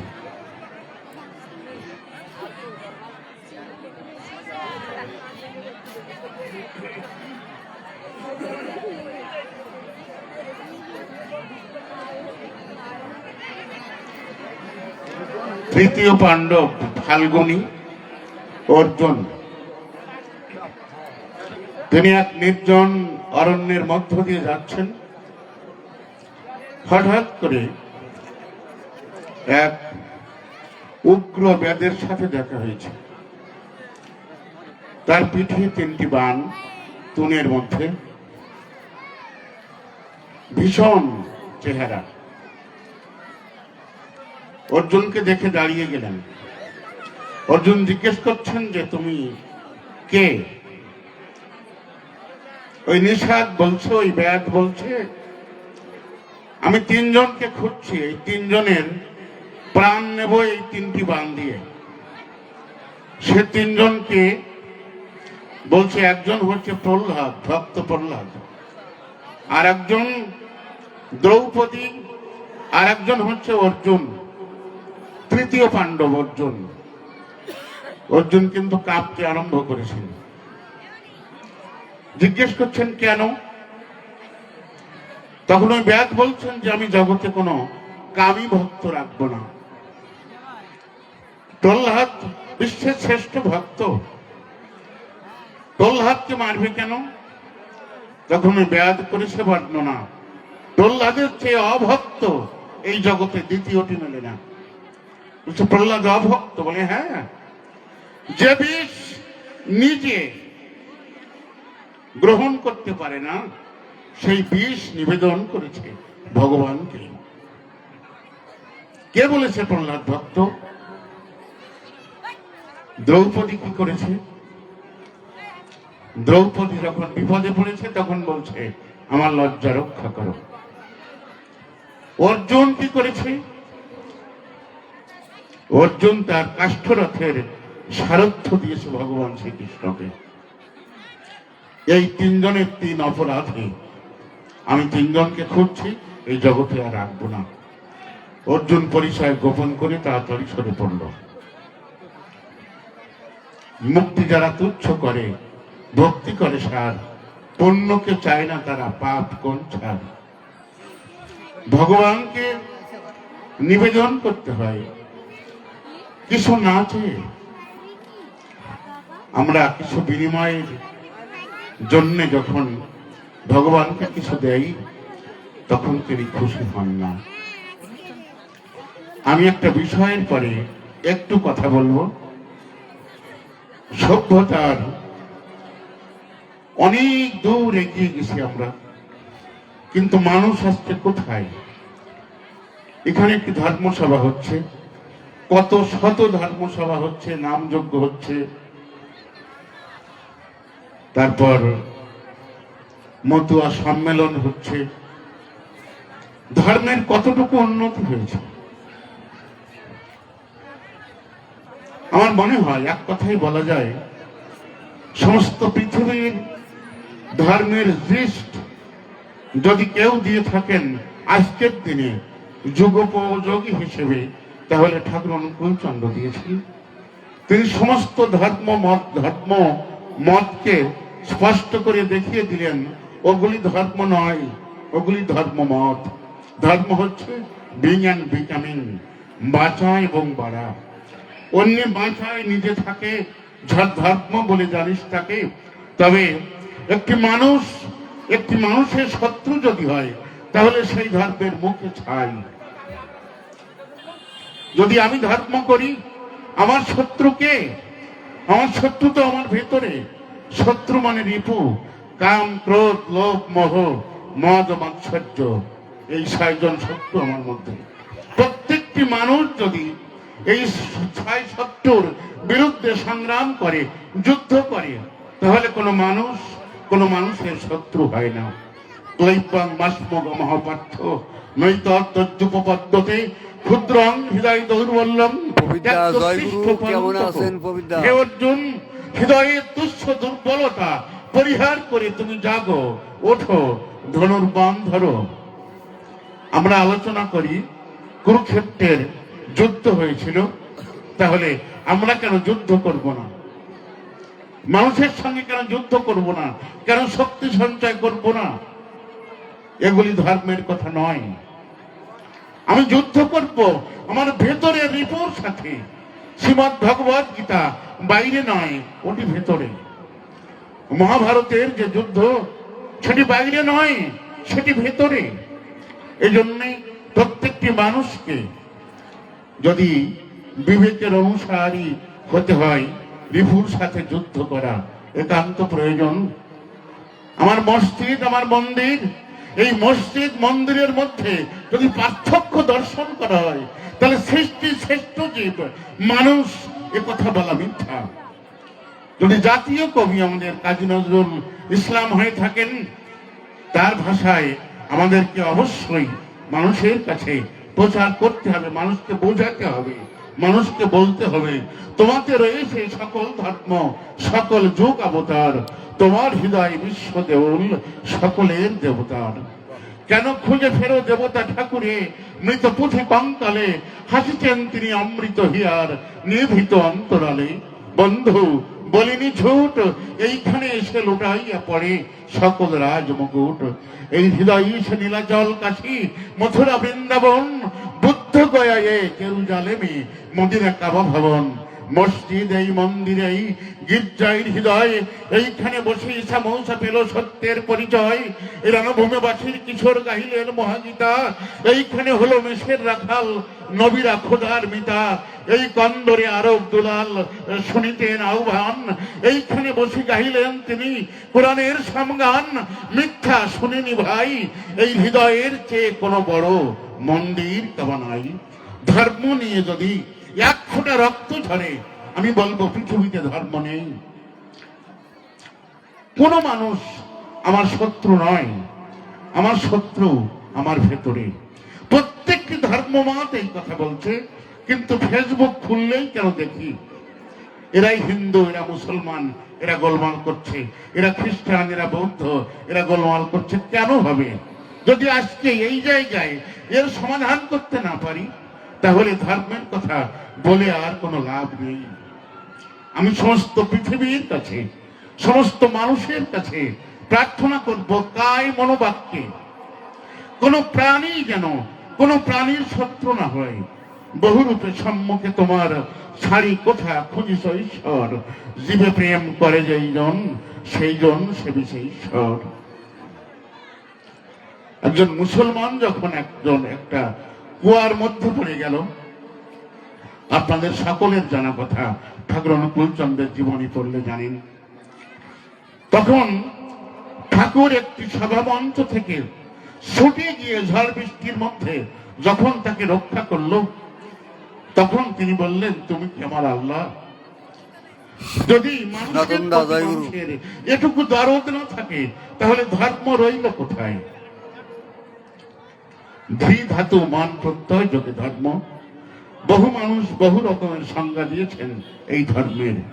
অতএব আমরা যখনই ধর্ম করব, তখন আমার মধ্যে প্রেম তৈরি হবে। মীরা কহে বিনা প্রেম সে নাহি মিলে নন্দলালা। আমার পূর্বের যারা বক্তা ছিল, তারা প্রেম ভালোবাসার কথা অনেক সুন্দর সুন্দর করে বলেছে। আমি নতুন করে আর কি বলবো? আমার একটি কথা, জগতের কল্যাণ লাভ করতে গেলে যত ধর্ম মত আছে, ঠাকুর অনুকূলচন্দ্র বললেন, হিন্দু ধর্ম, মুসলমান ধর্ম, বৌদ্ধ ধর্ম, খ্রিস্টান ধর্ম, আমার মতে ওসব কথা ভুল। ওসবগুলি এক একটি মত। প্রত্যেকটি মতই সাধনা বিস্তারের জন্য। কোন মতের সাথে কোন মতের প্রকৃত পক্ষে কোনো বিরোধ নেই। আমি আবার বলছি, তবে একটি মানুষ আরেকটি মানুষের শত্রু হয় কি করে? তাহলে আমার ধর্ম কি পড়লাম? আমার মধ্যে যে 10টি ইন্দ্রিয় আর 6টি রিপু আছে, বিজয়বাবুর গানে আছে, 16 শক্তির ঘোড়ায় উঠে মনসরি চলছে ছুটে, সাঙ্গের পরে ইন্দুর উঠে কাটিয়ে দিল পাটনাস। সাধু ভাই জাদুবিদ্যায় হাতে গেল, জাদুবিদ্যায় খোয়া গেল হাতের পাশ। অতএব আজকে জগতে আমাদের প্রেম সৃষ্টি করা প্রয়োজন। এই রানিয়ালি আসছে আমি বহু বছর ধরে। আমি একজন পুরনো মানুষ এই রানিয়ালির কাছে। এখানে অনেক ভক্ত, সুন্দর মন্দির, সুন্দর পরিবেশ, প্রতি বছর অসংখ্য মানুষ ছুটে আসে। আমাদের আজকে তাই প্রেমের কথা বলতে হবে। শুধু হিন্দু নয়, মুসলমান, বৌদ্ধ, খ্রিস্টান, প্রত্যেকটি মানুষকে অনুভব করতে হবে। কোন মানুষ কোন মানুষের শত্রু নয়, কোন প্রাণী কোন মানুষের শত্রু নয়। রাবেয়া বসরি তার স্কন্ধে পাখি পড়ছে। হোসেন বসরি জিজ্ঞেস করছে, রাবেয়া আমাকে দেখে পাখিগুলো সরে যাচ্ছে, দূরে সরে যাচ্ছে, আর তোমার কাছে আসছে কেন? তখন রাবেয়া বসরি জিজ্ঞেস করছেন, হোসেন তুমি কি দিয়ে খেয়ে আসছো? হোসেন বসরি বলছে, আমি মাংস দিয়ে খেয়ে আসছি। রাবেয়া বলছেন, ওই মাংসের গন্ধ পেয়ে ওরা চিন্তা করছে তুমি ওদেরকেও যদি খাও, তাই ওরা সরে যাচ্ছে, দূরে সরে যাচ্ছে। মানুষকে আহ্বান করতে গেলে সুন্দর বক্তৃতা দিয়ে নয়, সুন্দর সাজসজ্জা দিয়ে নয়, সুন্দর মন্দির তৈরি করে নয়, একমাত্র ভালোবাসা দিয়ে, প্রেম দিয়ে সমস্ত জগৎ আকর্ষিত হবে তোমার দিকে। সত্যানুসরণে পৃথিবীর সমস্ত কথা আছে। একটি মানুষের জীবনে যত সমস্যা আছে তার সকল সমস্যার সমাধান ওই সত্যানুসরণের মধ্যে লুকায়িত আছে।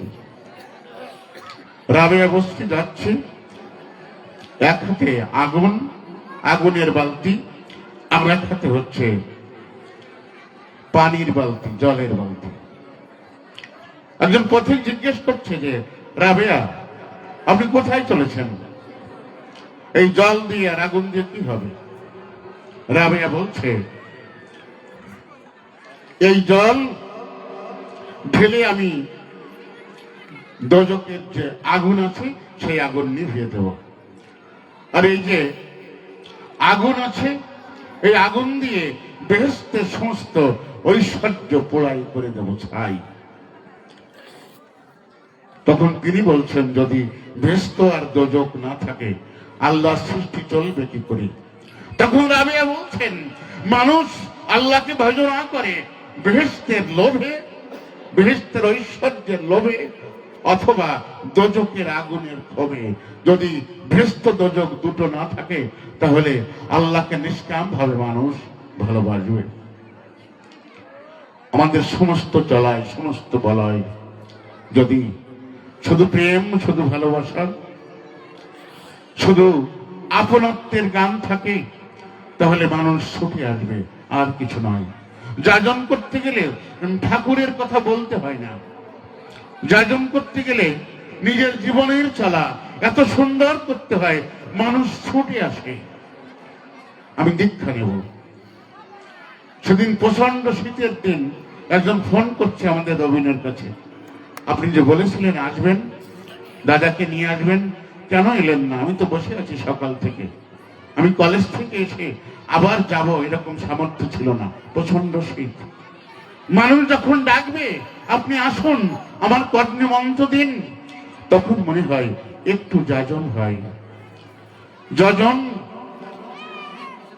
ব্রত, তপস্যা, সাধ্য হয়, এগুলি একান্ত ভাবে প্রাণের সাথে যদি আমি আচরণ করি তাহলে ওই যজনের মধ্যেই যাজন এসে যায়।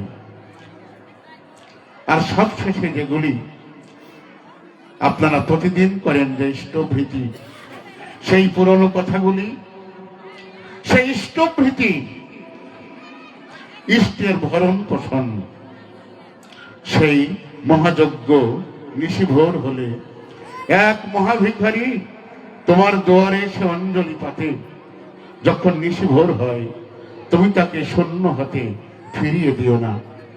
পয়সা করি প্রবন্ধে বিশ্বকবি রবি ঠাকুর বলেছেন, ইষ্টভৃতি যে অসাধারণ একটি মহাযজ্ঞ, শুধু অনুভব করতে হয়, গবেষণা করে দেখতে হয়, আর একান্ত ভাবে সূক্ষ্ম অনুভূতি দিয়ে উপলব্ধি করতে হয় একই জিনিস, তারই দেওয়া সম্পদ, তার নামে নিবেদন করছি।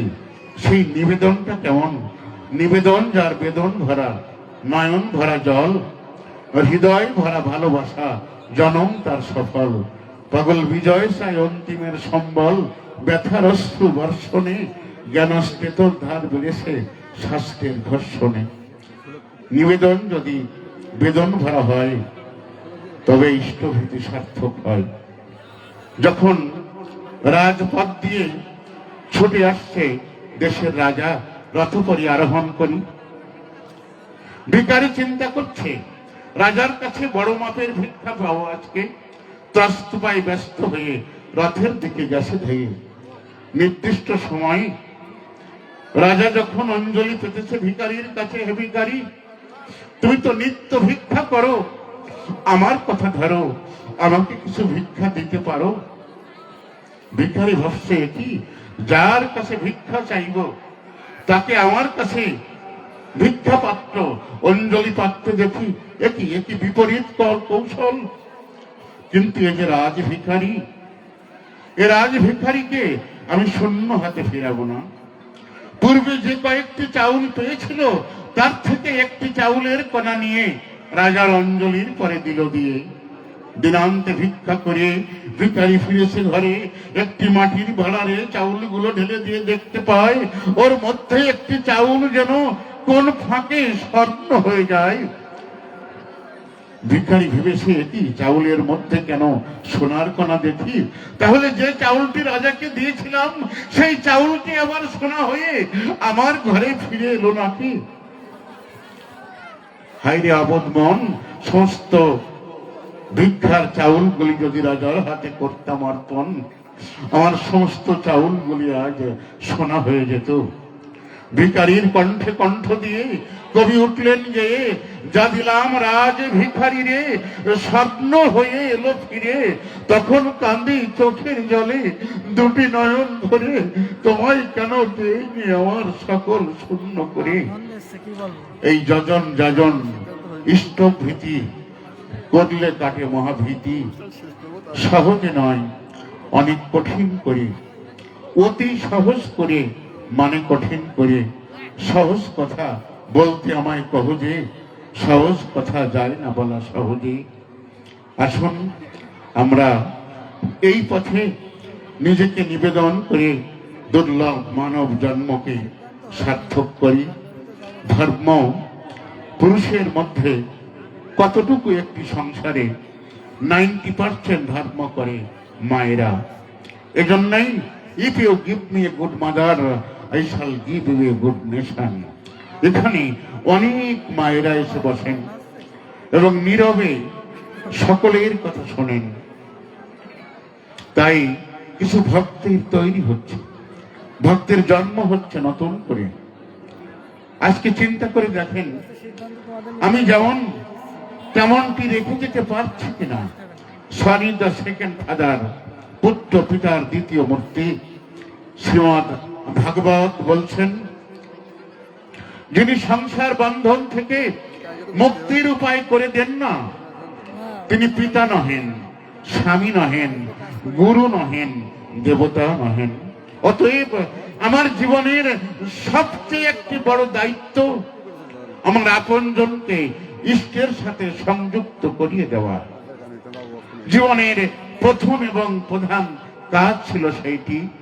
যদি আমরা সেটি প্রত্যেকেই করি, তাহলে অনেক সুন্দর সোনার মানুষ তৈরি হবে। একটি শ্রেষ্ঠ মানুষের সংজ্ঞা কি? আমার মনে হয় মহামানবের সাথে যে মানবের জীবন যুক্ত হয়েছে সেই মানুষটি শ্রেষ্ঠ মানুষ।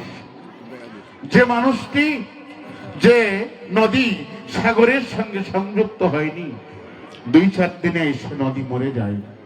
নিত্য জোয়ার ভাটা না থাকলে সে নদী মরে যায়।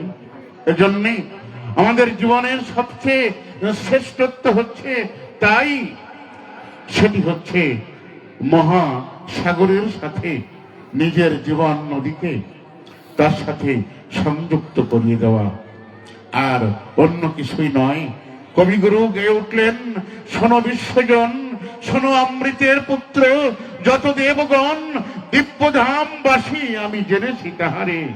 মহান্ত পুরুষ যিনি আধারের পরে জ্যোতির্ময়, তাই জেনে তার পানে চাহি, মৃত্যুরে লঙ্ঘিতে পারে অন্য পথ নাহি।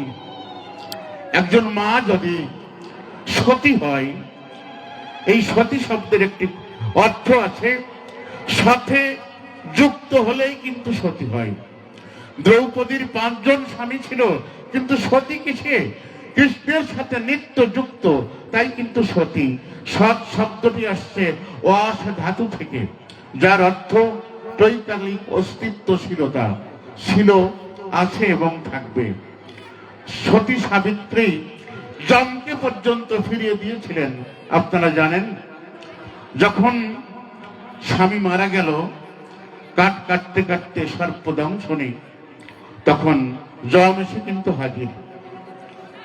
যমরাজা সত্যবানকে নিয়ে যাবে, তখন বলছে, দাও সত্যবানকে ছেড়ে দাও, আমি নিয়ে যাব।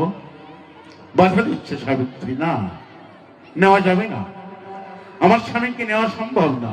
তা বলছে, না, ও তো মারা গেছে, আমি তাকে নিয়ে যাব যমালয়ে। যে ঠিক আছে। বলছে তুমি অন্য কিছু চাও। তা কি চাও তুমি আমার কাছে? তখন সাবিত্রী বলছেন, আমি শতপুত্রের জননী হতে চাই, আর আমার শ্বশুরের যে ঋত রাজ্য, হারানো রাজ্য ফিরে পেতে চাই। যম দক্ষিণ হস্ত প্রসারিত করে বলছেন, তথাস্তু, তাই হোক, তাই হবে। তাই বলে সত্যবানকে নিয়ে চলে যাচ্ছে। তখন সাবিত্রী বলছেন, দাঁড়াও, আমার স্বামীকে কোথায় নিয়ে চলেছ? তো সে জমালয়, তোমাকে তো বর দিলাম, তোমার বর পূর্ণ হবে, আর আমি সত্যবানকে নিয়ে যাচ্ছি। বারে, আমি শতপুত্রের জননী হব, তা আমার স্বামী যদি না থাকে তো শতপুত্রের জননী কি করে হব? বর দেওয়ার সময় একটু ঠিক পাওনি। যমরাজা কিন্তু হার মেনে গেছে। সেই সত্যি তো, তখন তো আর নেওয়া যায় না। তখন বাধ্য হয়ে নিজের কথা রক্ষা করবার জন্য, বাক্য রক্ষা করার জন্য তাকে ফিরিয়ে দিতে হলো। শ্বশুরের ঋত রাজ্য, হারানো রাজ্য ফিরিয়ে দিল। যখন মানুষ ইষ্ট কর্ম করে, ইষ্টে নতি থাকে, সত্যের সাথে নিত্য সংযুক্তি থাকে, তখন এই কৌশল কিন্তু খুঁজে পায়। যোগ কর্ম সুকৌশলম। আজকে তাই যমকেও পরাজিত করে সাবিত্রী তার হারানো স্বামীকে আবার ফিরে পেল। এই জন্যেই আর কোনো গতি নাই, মৃত্যুরে লঙ্ঘিতে পারে অন্য পথ নাহি, একমাত্র এই পথে। কয় মিনিট হয়েছে আমার সংক্ষিপ্ত সময়ে ছেড়ে দেওয়ার কথা। যাই হোক, যারা কথা বলে, কথা বলতে বলতে কথার শাখা প্রশাখা আসে, আর অত কথা শুনে সবসময় মনেও থাকে না। Human memory is very short. আমি একটা দুটো কথা যদি বাড়িতে নিয়ে যাই, সেগুলি পালন করি। আমার জীবনের আমি অল্প একটু কথা বলছি। আমার এক কাকু ছিলেন, আজিজ সাহেব নাম, আমার কবিগানের গুরুদেবের বন্ধু। তিনি আমাকে একটি কথা বলেছিলেন, বাবা, যার সাথে কারবার করতে হয় সব সময় তার পাশ ভারী রাখতে হবে। মানে তাকে কিছু দেব, যা পেয়েছি তার চাইতে আমি কিছু দেব। তার জীবন থেকে একটি কথা ধরে রেখেছি। সংসার জীবনী ঠাকুর অনুকূল চন্দ্র এক জায়গায় বলছেন, প্রয়োজনের 5 গুণ সঞ্চয় রাখিও। আমার যা লাগবে তার চেয়ে 5 গুণ সঞ্চয় রাখতে হবে। আমার গলার যেটুকু সুর, তার চাইতে 5 ভাগের 1 ভাগ আমি ব্যবহার করলাম, বাকিটুকু আমার হয়ে গেল। যাই হোক, মুখে জানে ব্যবহারে নাই, সেই শিক্ষার মুখে ছাই। প্রতি বছর এমনি অসংখ্য কথা আমরা শুনে যাই। যদি একটি কথাও আমার বাস্তব জীবনে আমি পালন করি, ওই কথাই আমাকে অনেক বড় দিকে নিয়ে যাবে। আপনারা সবাই চুপচাপ করে বসুন। এরপরে অনেক বেশি আনন্দের গান হবে। আমি সকলের মঙ্গল প্রার্থনা করে একটি বছর পরে এমনি আনন্দ মেলায় সবাই আবারও যেন সমবেত হতে পারি। ঘরে ঘরে উন্নত মানুষ গড়ে উঠুক, মানুষের সকল সংকীর্ণতা, সকল ছোটতা, সকল নিষ্ঠুতার অবসান ঘটুক। কোনো মানুষ যেন কোনো মানুষের শত্রু না হয়, কোনো ধর্মমত যেন কোনো ধর্মমতের শত্রু না হয়। সমস্ত বিশ্ব ভরে যেন আনন্দের জোয়ার বয়ে যায়। বিশ্বকবির ভাষায় আমরা যেন গাইতে পারি, জগতে আনন্দ যজ্ঞে আমার নিমন্ত্রণ, ধন্য হলো মানব জীবন। সর্বে ভবন্তু সুখিনঃ, সর্বে সন্তু নিরাময়া, সর্বে ভদ্রাণি পশ্যন্তু, মা কশ্চিৎ দুঃখ ভাগ ভবেৎ। সবাই সুখে থাকুন, সবাই নীরব থাকুন, সবারই আত্মা পরমাত্মামুখী হোক, এই প্রার্থনা করি আমার সংক্ষিপ্ত কথার এখানেই যবনিকা টানি। বন্দে পুরুষোত্তমম, বন্দে পুরুষোত্তমম, বন্দে পুরুষোত্তমম। বন্দে পুরুষোত্তমম। প্রধান অতিথির কাছে আমাদের একটি অনুরোধ আসিছে, ভক্ত সজ্জন একটি সঙ্গীত শোনার জন্য, এখন লাইভ একটি সঙ্গীত শোনার জন্য অনুরোধ আসিছে। যাক, আমরা একটা সঙ্গীত শুনবো আমাদের কবি শিল্পী তাহলে আমি যে কথা বলছিলাম কাছ থেকে শুনেই সেই প্রসঙ্গেরই একটা গান গাই। লাইভ থেকে বিদায় নেব।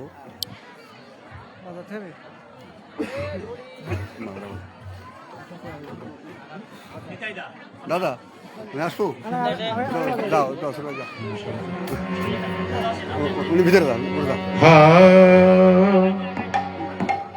তোরা আই সবাই একসাথে গাই বাংলাদেশের গান। একটি মায়ের দুটি সন্তান, হিন্দু মুসলমান ভাইরে, হিন্দু মুসলমান। আয় সবাই একসাথে গাই বাংলাদেশের গান। একটি মায়ের দুটি সন্তান, হিন্দু মুসলমান ভাইরে, হিন্দু মুসলমান। আয় সবাই একসাথে গাই বাংলাদেশের গান। একটি মায়ের দুটি সন্তান, হিন্দু মুসলমান, আইরে হিন্দু মুসলমান। জল পানি সব ভিন্ন ভাষা, এক গন্তব্যের পৃথক দিশা। জল পানি সব ভিন্ন ভাষা, এক গন্তব্যের পৃথক দিশা। ব্যথা বেদন ক্ষুধা তৃষা সকলের সমান। দেখি ব্যথা বেদন ক্ষুধা তৃষা, দেখি ব্যথা বেদন ক্ষুধা তৃষা সকলের সমান। দেখি ব্যথা বেদন ক্ষুধা তৃষ্ণা সকলের সমান। সবার শিরায় একই রোধের রয় প্রবাহমান ভাইরে, রয় প্রবাহমান। আয় সবাই একসাথে গাই বাংলাদেশের গান। একটি মায়ের দুটি সন্তান, হিন্দু মুসলমান, আইরে হিন্দু মুসলমান। কোন মানুষের যদি, কোন রোগীর যদি ব্লাডের দরকার হয়, তখন ব্লাডের গ্রুপের সাথে মেলাতে হয়। এ পজিটিভ না হলে বি পজিটিভ, না হলে ও পজিটিভ, না হলে ও নেগেটিভ। কিন্তু এটা হিন্দুর রক্ত, এটা মুসলমানের রক্ত। যদি কেউ প্রমাণ করে দিতে পারে তাহলে আজকের থেকে আর কোনোদিন মঞ্চে দাঁড়াবো না। অথচ আজকের এই সভ্যতার যুগে এত হানাহানি কেন, এত সংকীর্ণতা কেন, এত নিষ্ঠুরতা কেন? মাগুরা ডিস্ট্রিক্টে গোরাচাঁদ সরকার নামে একজন সরকার আছে কবিগঙ্গায়। তারা 6 ভাই। গোরাচাঁদ সরকারই সরকার, আর সবাই বড় বড় চাকরি করে। ওনার বাবা ছিল একজন গোসাই। তার একটা ভাইয়ের একটা মুসলমান বন্ধু ছিল, মা খুব অসুস্থ, ব্লাডের প্রয়োজন। কোন ভাইয়ের ব্লাডের গ্রুপের সাথে মিলছে না।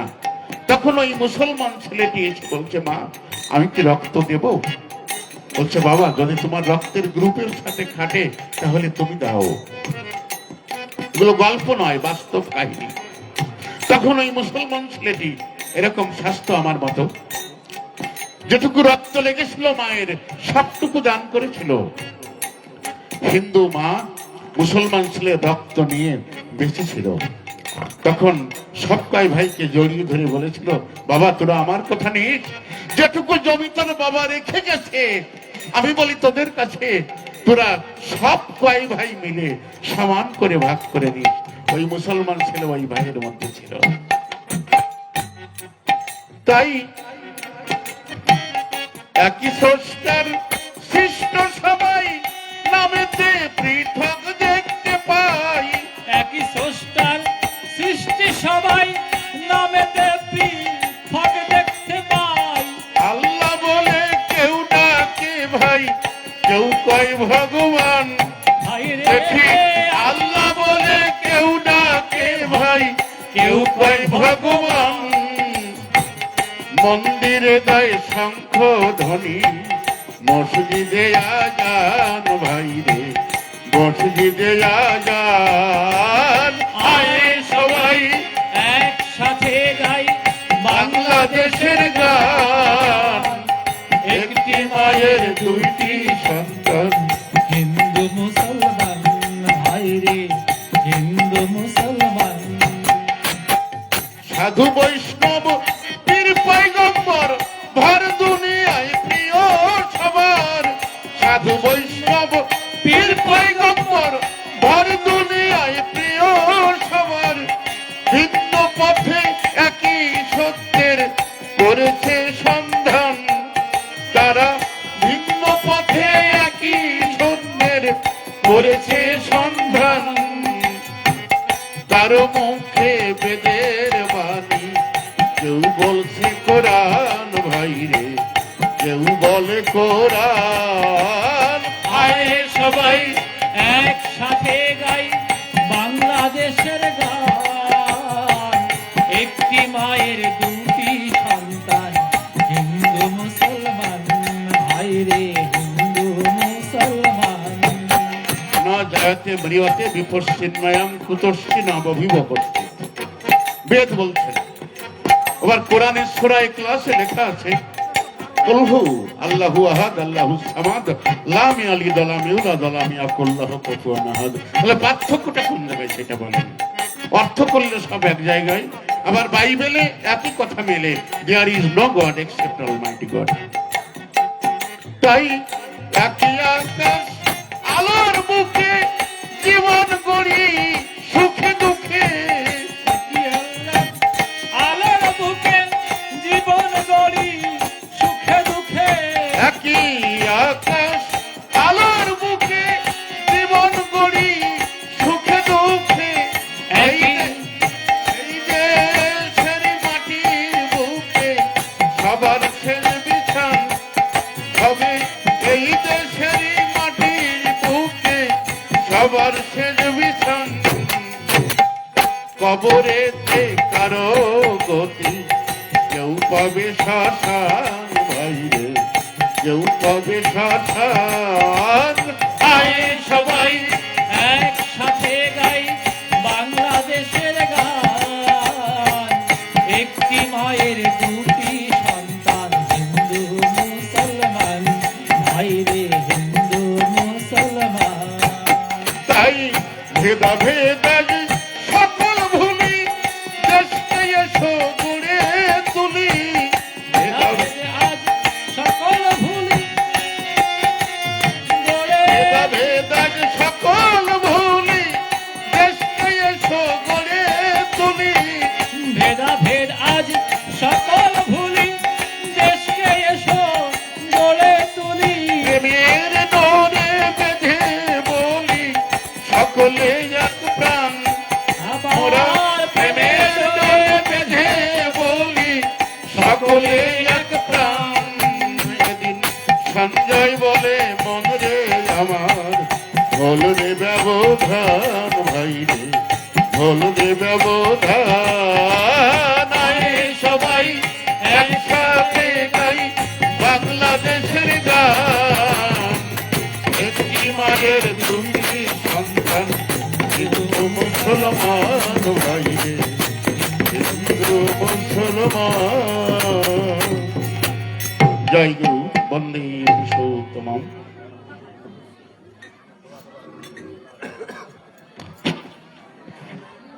বন্দে পুরুষোত্তম। আমাদের প্রধান অতিথির গানে খুশি হয়ে আমাদের খুব পরিচিত কাছের মানুষ ইঞ্জিনিয়ার জসিমউদ্দিন সরকার শ্রাবণ প্রধান অতিথি মহোদয়কে 1000 টাকা পুরস্কার দিয়েছেন। বন্দে পুরুষোত্তম।